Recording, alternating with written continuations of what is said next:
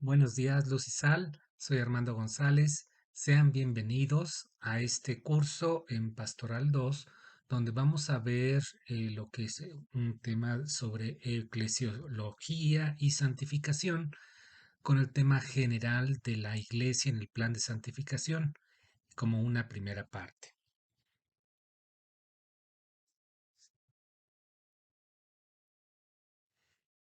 Esta lección 3 lleva por título Las parábolas del reino.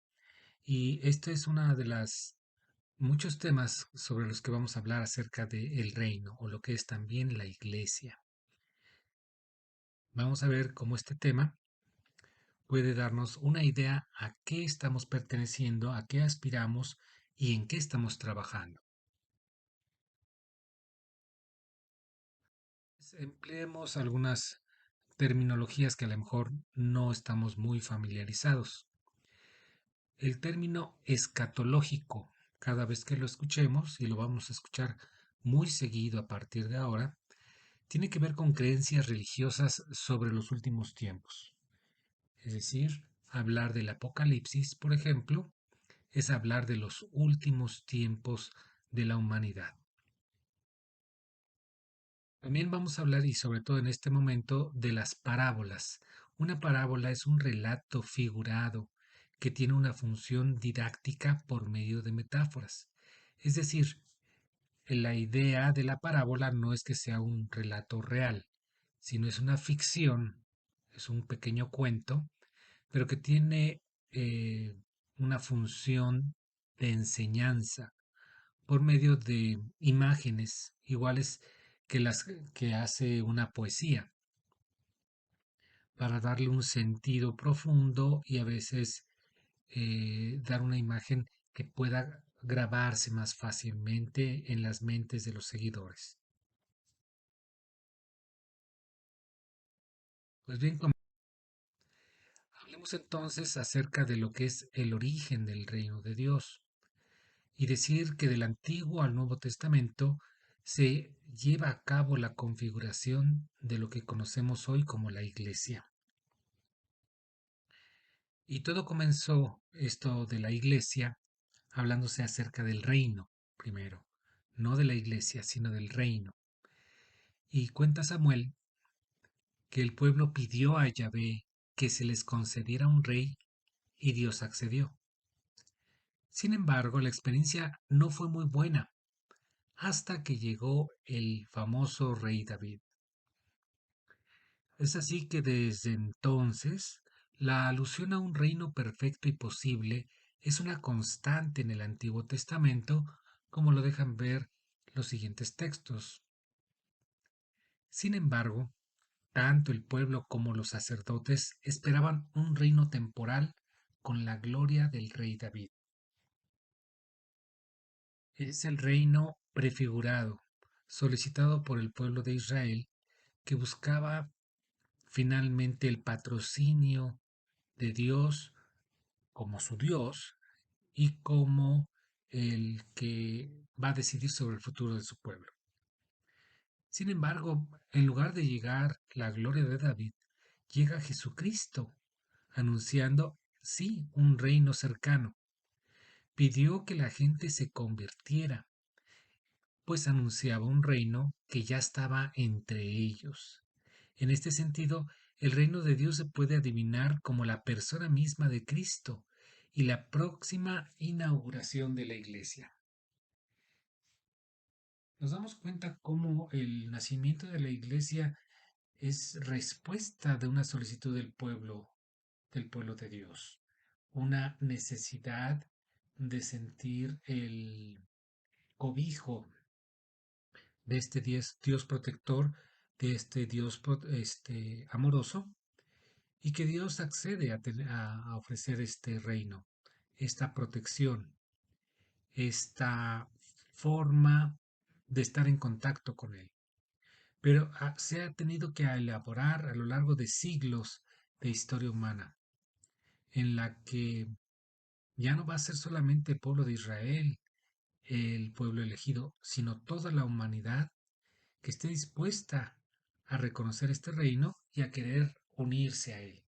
Y esto es a partir de Jesucristo, que anuncia este reino que ya nada tiene que ver con el reino material del rey David, pero que es un reino que vale la pena interesarse porque es un reino perfecto, es un reino eterno, en el que Dios verdaderamente va a estar gobernando y los que quieran adherirse podrán estar o permanecer en este reino. Es ahí la necesidad de conversión, porque en este reino no entra cualquiera, en este reino no es para decir yo quiero pertenecer y ya. Hasta los países en la tierra te ponen trabas, te ponen condiciones para si quieres emigrar o convertirte a otra nacionalidad, tienes que aprender cosas de ese reino, tienes que hablar ese idioma, tienes que hablar, conocer su himno, conocer su historia. Pues lo mismo pide Dios en este reino, que no es un reino terrenal, sino es un reino de amor y de alegría permanente.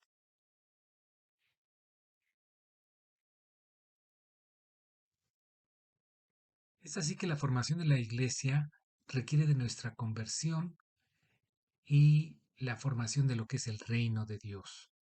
Para ello necesitamos elegir, es decir, dar nuestra elección, que no es otra cosa sino la invitación personal a seguir a Cristo en su iglesia, donde se construye el reino de Dios y para el cual se requiere de la gracia divina.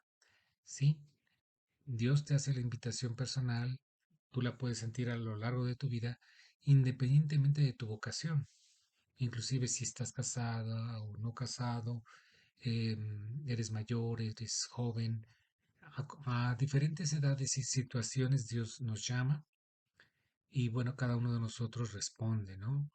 Y esto tiene que ver con la manifestación que solamente se hace para cada uno de nosotros y solamente cada uno guarda en su interior ese mensaje, ese saber escuchar a Dios en su intención de invitarnos a a este reino que construimos con Él, porque Dios es la base de este reino que no es otro sino la iglesia. Pues hay una promesa que es el objetivo de nuestra vida cristiana. Ese objetivo es la salvación comunitaria mediante la liberación definitiva del pecado y la felicidad eterna. De tal suerte que la alianza que ya hizo Yahvé con su pueblo de Israel se renueva y se tonifica con Jesucristo, pues nace en el Antiguo Testamento, se prolonga en el Nuevo Testamento como iglesia y se manifiesta en la construcción de este reino de los cielos desde nuestra realidad corpórea e histórica, es decir, desde la lucha que tiene la humanidad por conseguir esta sociedad perfecta en la que reine la justicia, la paz, la honestidad, el buen gobierno, el que haya buenos ciudadanos, el que todos trabajemos para todos, donde no haya egoísmo, donde no haya división, donde haya entendimiento y sobre todo donde haya mucho amor. Ese es el reino, ese es el país al que todos aspiramos y para el cual no requerimos un idioma especial más que el idioma del amor.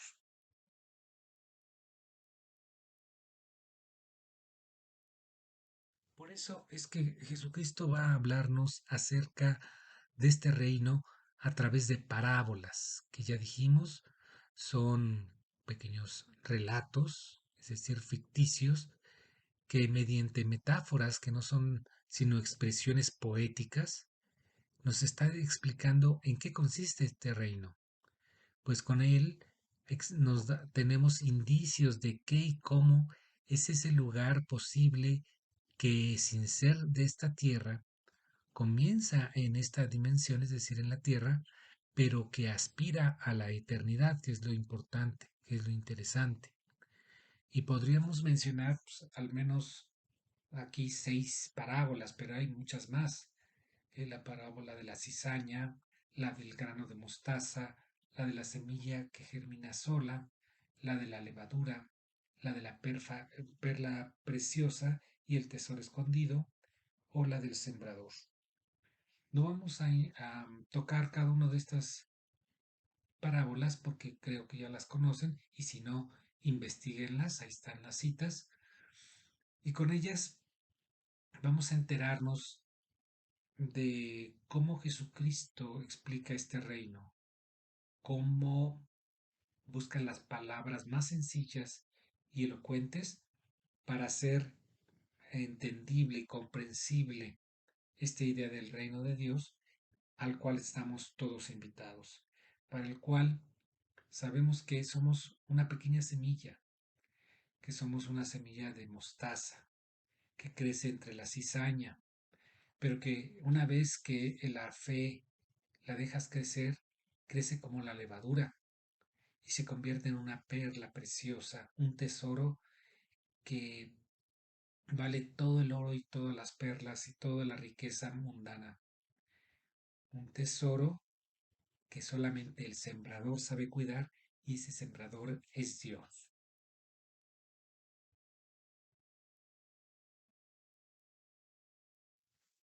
Por eso habrá momentos de este reino de Dios en los que podremos entablar como una especie de proceso de formación.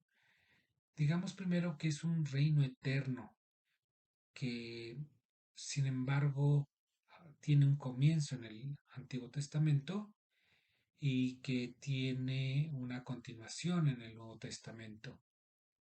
Es un reino que no es de este mundo y es de verdad, pues en él va a reinar Jesucristo, aunque no sea de este mundo, aunque no sea registrable en la historia de la humanidad, porque es una historia imperfecta y es una historia que va a acabar algún día. En cambio, la historia de la salvación es una historia que no termina porque en ella está Dios. Otro de los aspectos que hemos de reconocer o darnos cuenta acerca de este reino es que es una especie de lugar, una dimensión de gloria, donde estaremos libres de pecado. Te darás cuenta entonces que el reino de Dios rebasa los conceptos que nosotros manejamos con respecto a lo que es un país, a lo que es una sociedad, una comunidad, un reino humano. Es una condición de aquellas almas que aspiran a la perfección de la inteligencia, aquella perfección de la libertad y de la madurez a través de la ayuda de Dios en su iglesia.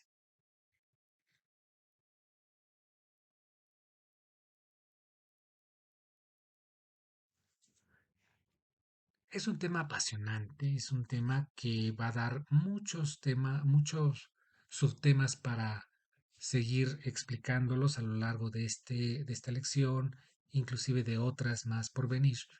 Pero quedémonos aquí con esto, la importancia de las parábolas como una explicación del reino de Dios, que no es otra cosa sino el antecedente de la misma iglesia y al mismo tiempo, es la consecuencia de la misma iglesia, porque este reino que trae Jesucristo en su persona se, se cultiva como una semilla en el corazón de los apóstoles para empezar a trabajar como el reino de Dios a partir de la iglesia. Una terminología que más adelante vamos a seguir viendo, qué tan parecidas es la iglesia y el reino de Dios, o es lo mismo, o en qué momento podemos hablar del reino de Dios y cuando es iglesia.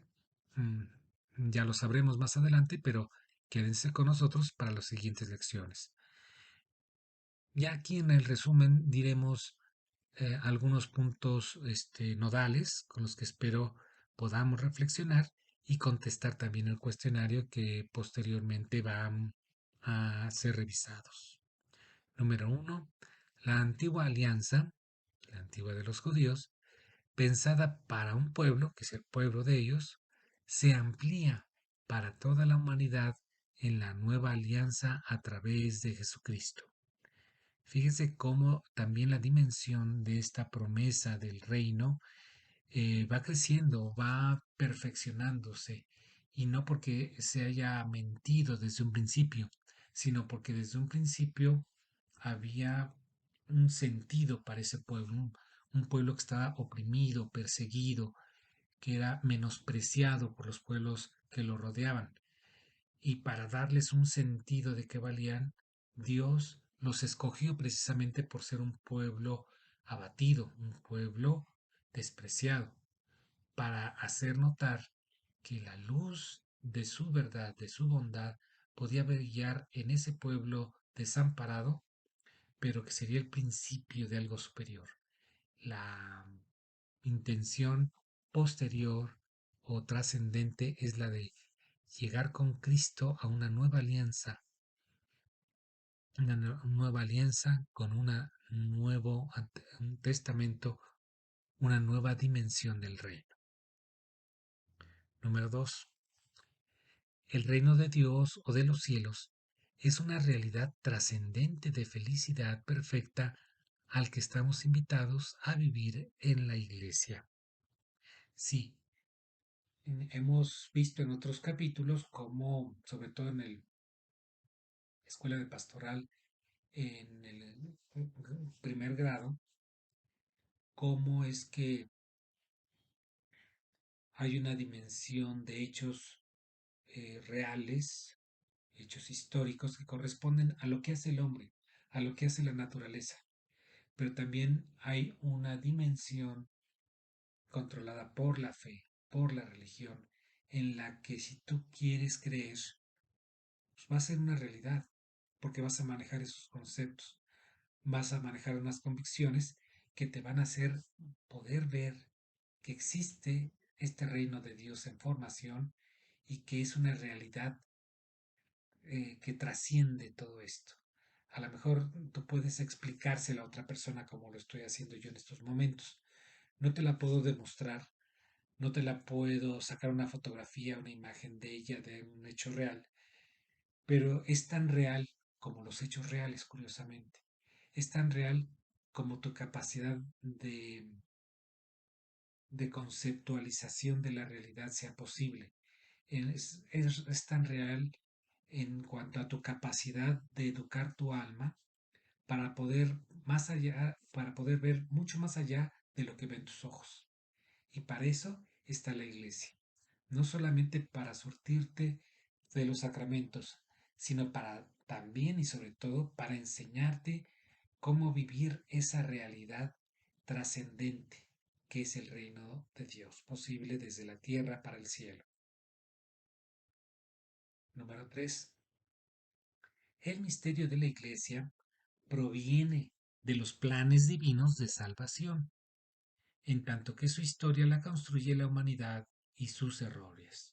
Es decir, ya vamos adentrándonos un poquito acerca de qué es la iglesia.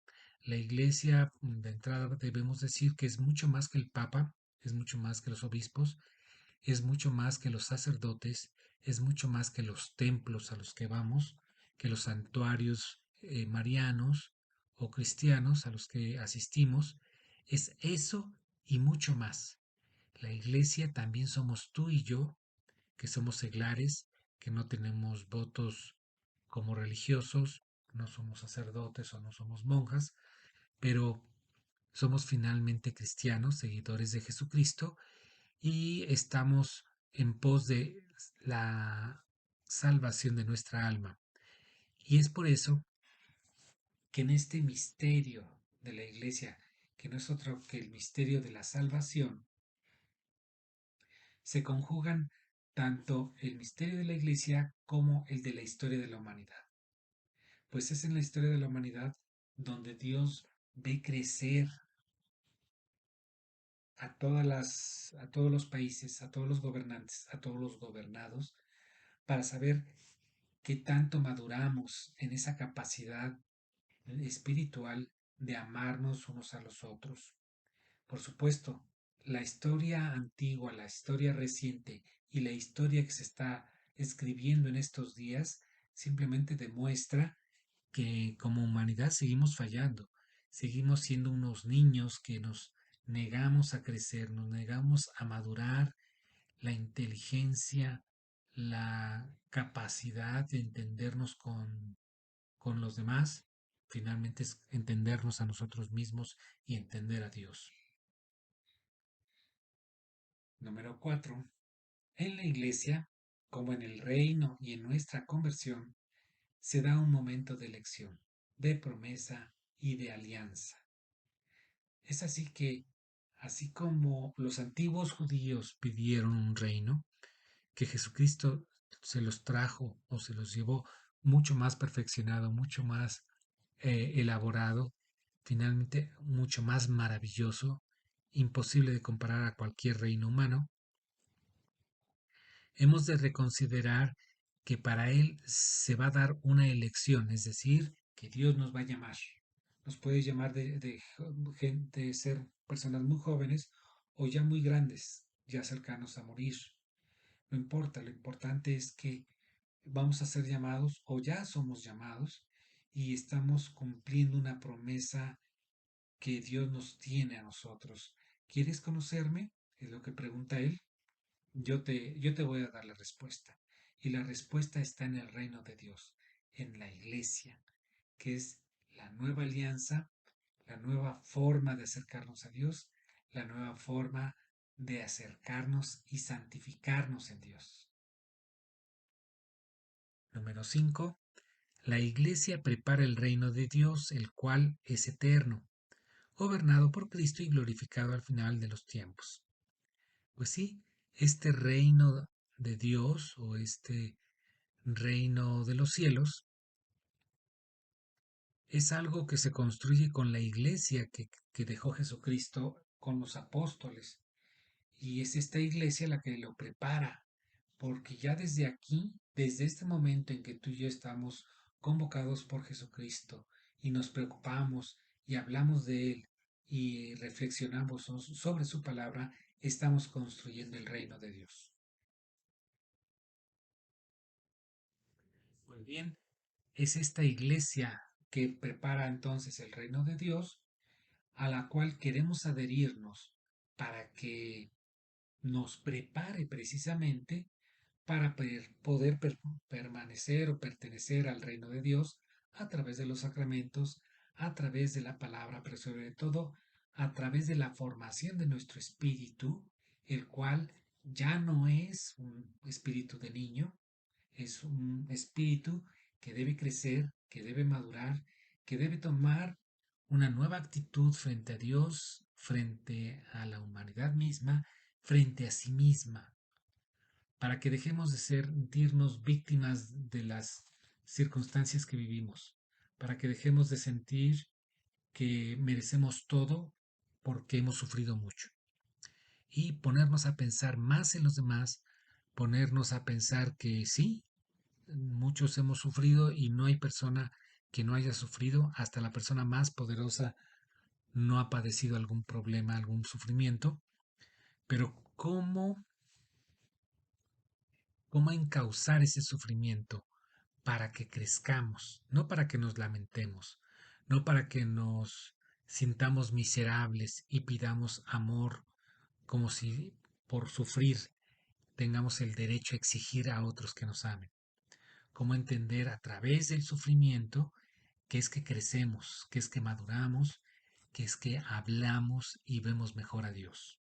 Ese es el reto, esa es la invitación para mí y para todos nosotros que Dios nos hace a través de la iglesia, a través también de este curso que espero pueda influir para que desde tu vocación como persona casada, madre, padre, esposo, esposa, vecino, trabajador, jefe, alumno, estudiante, lo que tú quieras, pueda ser un cristiano ejemplar, no solamente para tu comunidad, sino sobre todo para tu propia conciencia, que te sientas tranquilo y que puedas verte al espejo sabiendo que eres un seguidor de Jesucristo en toda la extensión de la palabra. Bueno, hasta aquí nuestro tema. Muchas gracias por la atención. Gracias al Espíritu Santo, Dios Espíritu Santo, que es el que a través de estos textos maravillosos que Escuela de Pastoral nos ofrece, podemos compartir, leer y sobre todo reflexionar para saber en qué estamos fallos, en qué estamos ignorantes inclusive, o en qué podemos decir, pues esto yo ya lo sabía, qué bueno, qué mejor, vamos a reforzar eso mismo. Y por eso doy gracias a Dios, que siempre está preocupado por nosotros y por nuestra salvación. Gracias a las personas que están aquí atendiéndonos, Alfredo, Coti, que están al tanto y al frente para que estos cursos sean posibles y que tú estés en condiciones de tomarlos en su momento. Invito nuevamente a que sigamos el curso, a hacer las tareas y a continuar la próxima semana. Hasta entonces.